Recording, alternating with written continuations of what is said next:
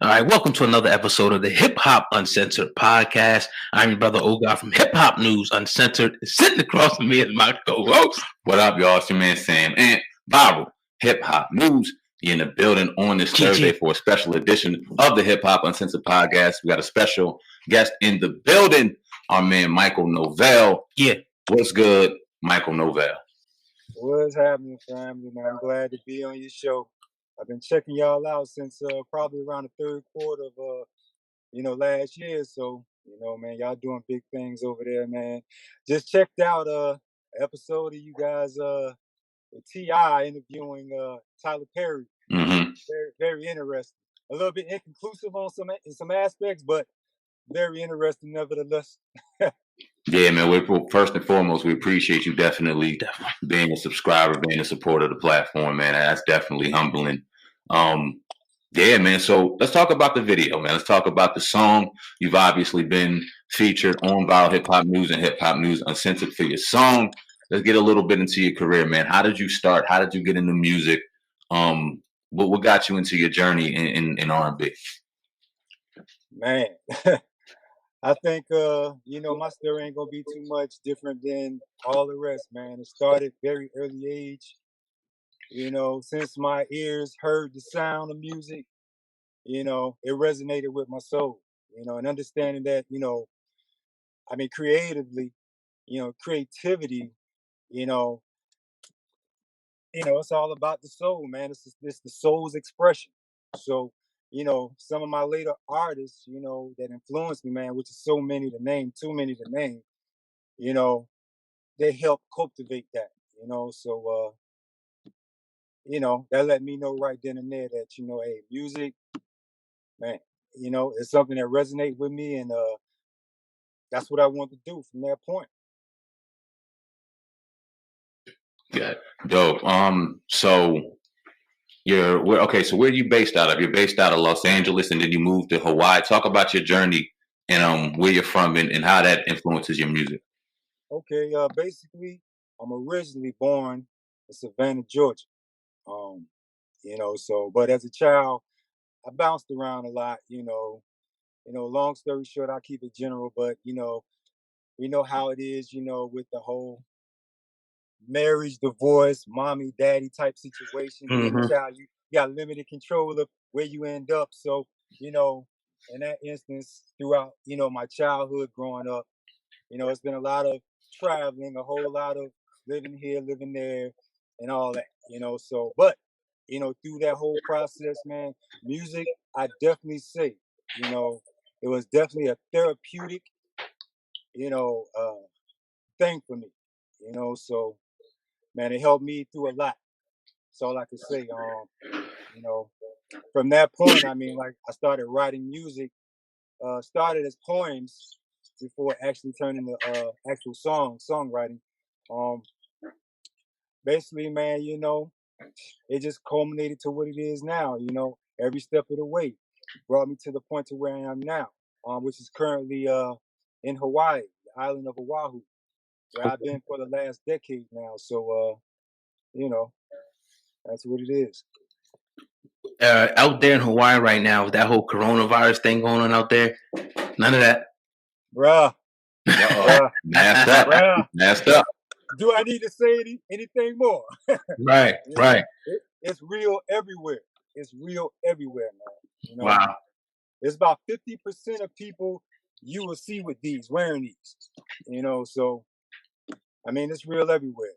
Now, you say we've been communicating back and forth a little bit the last couple of weeks, and you say you still have a pretty heavy work schedule. You still work. If you don't mind me asking, what do you do for a living? Yeah, man, I'm a general maintenance technician, but also my main primary job is certified pool operator.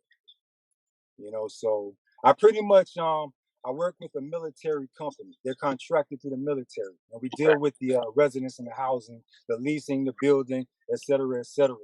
So I kind of fit into that scheme, with what I do. So yeah, that's my main full time. But I also have, other businesses, that supplement my income outside of my full time. So, aside from doing music and everything else. Yeah, what do you plan to do with music in your future? What's your goal? Basically, man, for me, I can only speak for myself. I learned the hard way that God laughs at plans. Um, but what I try to do, I just try to stick with what I love. You know, first and foremost, I do it out of love, for love, and for the fact that it's therapeutic for me. So man, regardless of what happens, how far I go with it, it's going to always be a part of me. It's going to always be a part of my soul. I'm going to always do it regardless. You know, right now, I am internationally published and distributed with, I got a couple albums out there already. I think right now, one of the primary issues is obviously, as we all know, is that, proper promotion and backing and everything else that comes along with it. And for me, that's been like a slow process, and that's, not making excuses primarily because of, just real life responsibilities, obligations, and just having to be on the grind, and doing what actually pays the bills, um, and I do have a son as well. So, you know, I mean, it is what it is. You know what I mean? We all have our journey and we find our way to the end goal, you know, however that, however that ends up. Everybody's way is a little different. And I accept that and I understand that. Absolutely. Well, you're not afraid to invest in yourself. Obviously, that's something very admirable that you take your career seriously enough to put dollar towards it and to put it in right ways to promote and to stream your content. You're on YouTube. You obviously have some knowledge of YouTube, being monetized on YouTube and things like that. So you have what it takes, or you have the business sense on that side to really pay attention and know the proper ways. So I got to salute you with that. But my question is kind of transitioning into investing in yourself, because you also carry on full-time responsibilities with working. Obviously, I'm sure full-time responsibilities as a father. How Right. much of a challenge is that for you in your career in music? Like I put it this way, as of recently, and with that particular track I can't pull out, actually the music itself is a collaboration with me and my son. So yeah, he go by the name of Blue Vango. How old is he? How old He's is a he? producer. He's a producer as well. He just turned 18 in his Oh, last year of high school, and we going over things as far as like his direction or whatnot. But you know, it's with him too. He's got the bug, so I'm not going to deny anything from anybody, especially when it gives them, it's therapeutic for them. And in this day and age, we need an outlet, regardless of, whether or not we're going to profit from it or not. We all need an outlet, And like I said, music is one of them. I'm actually wearing like my recently trademarked brand out for me, So Okay. I do have like a little paraphernalia apparel line as well, that I just invested in, and I'm getting off the ground. It started earlier this year, somewhere around mid to in January. yeah, dope. Send me the email us some stuff, man. If it's some stuff that we can market on the platform, man, we'd be more than welcome to do that and help you do that as well. You know what I wanted to ask you, man? Music aside, brother to brother, as we sit here and we fellowship this evening on this Thursday. Shout out to Michael Nove'lll, who's on the Yeah, platform with us this definitely. afternoon, this evening. You in Hawaii right now. You've been out there the last decade. How is it with the police? How is it with just dealing with certain people? Do you feel as a black man any different than you would in the States out there in Hawaii? I would say, if anything, on the surface, no difference. In the soul, very different. At the time, and I don't want to get too personal, but I'm just put it out there. I was engaged before I moved here. You know what Okay. I mean? I was in a different place, and before I got to where I am now, I did the whole running with the knucklehead thing. I did the whole, Mhm. whatever, not trying to get too deep into my life before I got here. But now, since being here, um, I would definitely say that I put it this way. I always often use this analogy. In order to become a shark, man, you got to learn how to swim in the ocean by yourself. You know, Mhm. you can't act like you're swimming in the ocean. If you're Mhm. trying to be a shark, among other sharks. And to do that, to be able to, do that, you got to do something on your own. You got to find out who you are and what you're made of. So basically coming here, man, I would definitely say that I've gotten more in touch with myself internally because of so many distractions I had being on the mainland. And the fact that I'm around like so much more nature, so much more ocean, so much more like I'm gonna tell you, discrimination and racism, you won't escape that anywhere you go. Word. Everywhere you go, there's gonna be someone that doesn't like you. But you're gonna always run into a group of people that love you too. You know what I mean? So, and me myself, I'm not too big on having like a whole great, grand, you know, amount of friends and a circle of who I associate with. Has always been small. Here's no different. But the few friends that I do have, I consider them real friends. And I understand that friends, they're, for me, I can't speak on anybody else, but I take friendship very seriously. And I understand that friends come a few. Yeah. They don't come a dime a dozen. So being out here is freeing in a sense.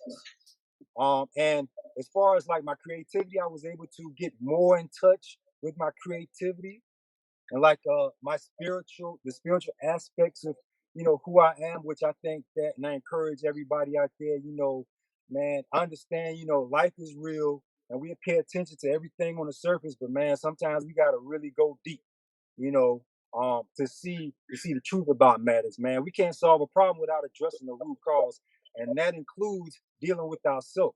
How are we going to do anything or change anything if we're not, consciously dealing with ourselves, and just facing ourselves honestly, to a degree. You know what I mean? So, being here, man, it helped me through a lot. It brought me through a lot. And I feel like, if I ever do, relocate back to the mainland, I'll definitely be a different person. Um, Definitely have a different perception of life.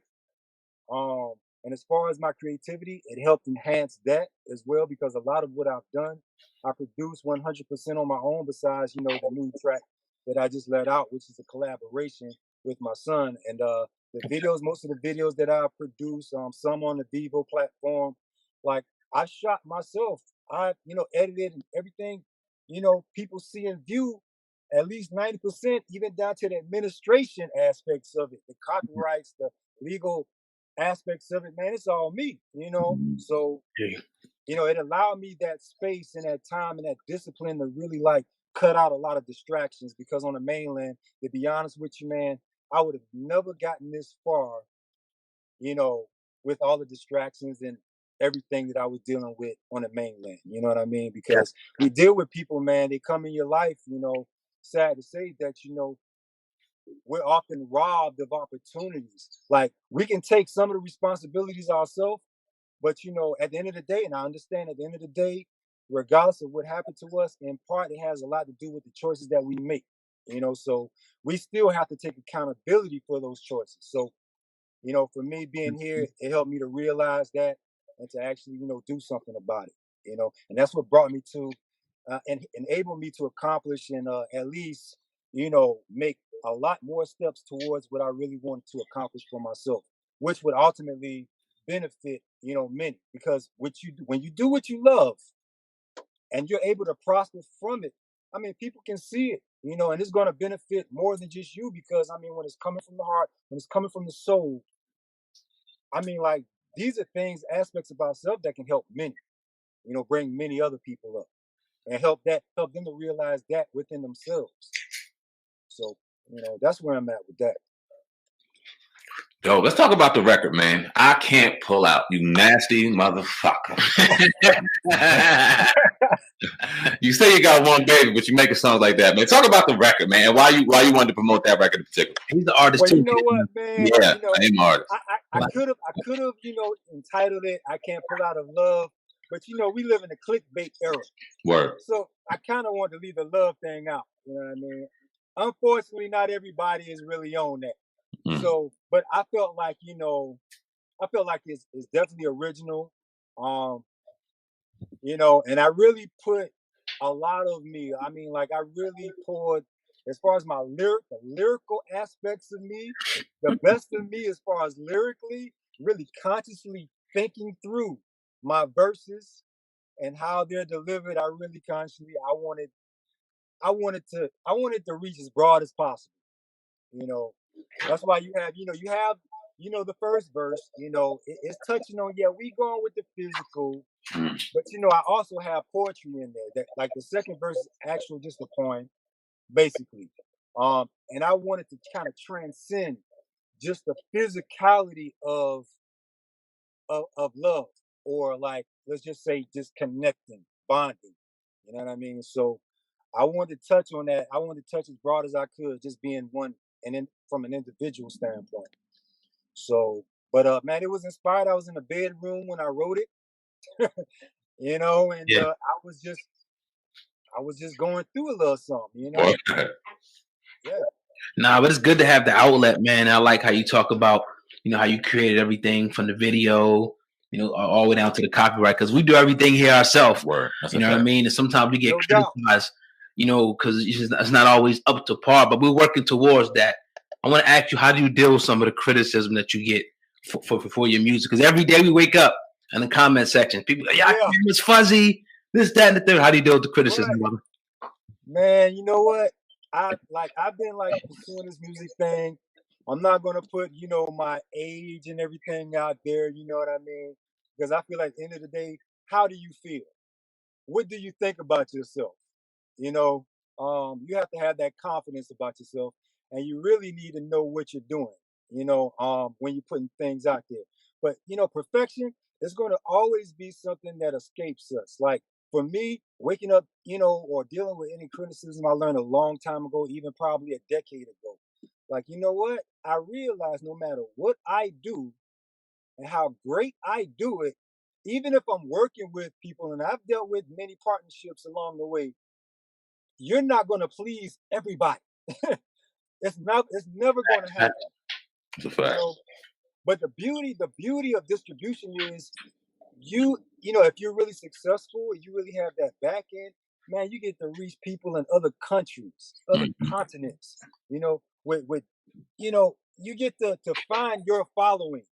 You have the opportunity, because there's no way you're going to, like, appease 9+ billion people on the planet. It's not going to happen.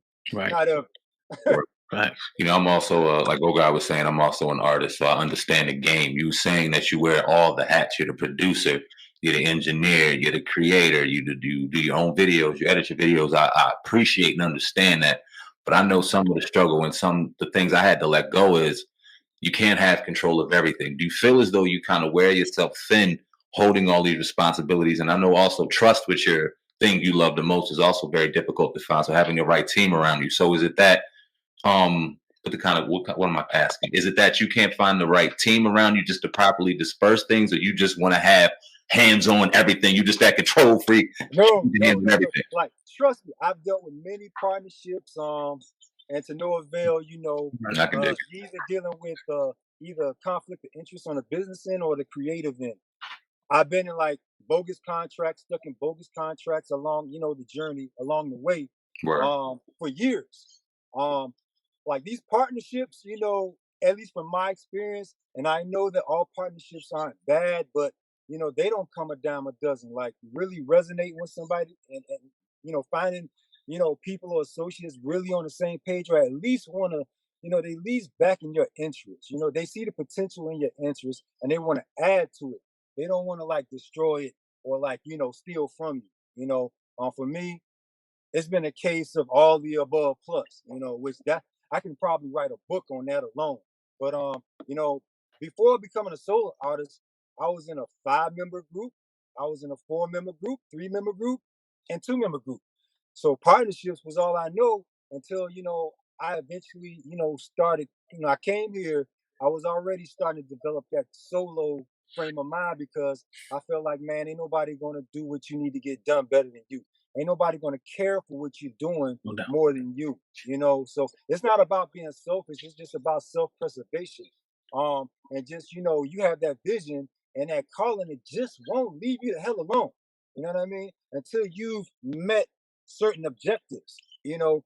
And you're gonna either get there with partnerships if you can find some good ones, or at the end of the day, it's like, well, You know, you got to get out there and just make it happen. If you got to make it happen alone, which I do believe no man is an island, and everything I would never take credit for everything I've done.